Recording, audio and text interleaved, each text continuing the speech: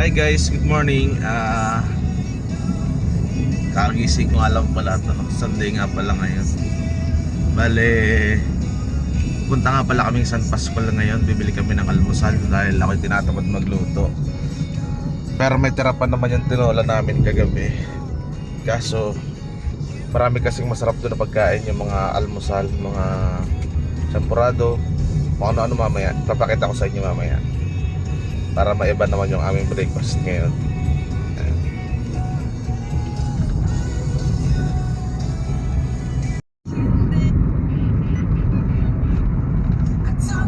Sa bypass nga pala kami dumaan guys. So kaganda dito, napakaliwanag, walang walang ka-traffic. Ayun na nga guys, nandito na nga pala kami sa San Pascual Public Market. So dyan nga pala sa part na yan, tsaka yung pupunta doon yung karinderya ni nanay. Ito nga guys, ang pangalan pala ng kanyang karender ay Gabpang Comida Eatery Takeout and Counter. Ayan, may mga nakapila na. So bababa muna kami guys at kami bibili. Tara!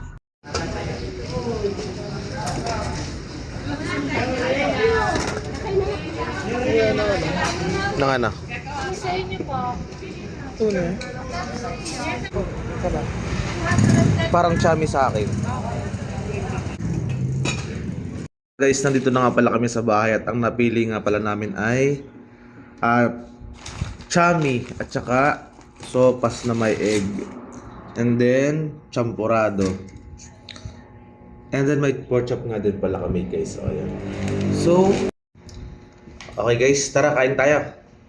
Kaya kumain na din dyan at talagang sakto-sakto sa ano. Buti wala naman akong hangover. Nakadalawang bote na kami kagabi. Okay?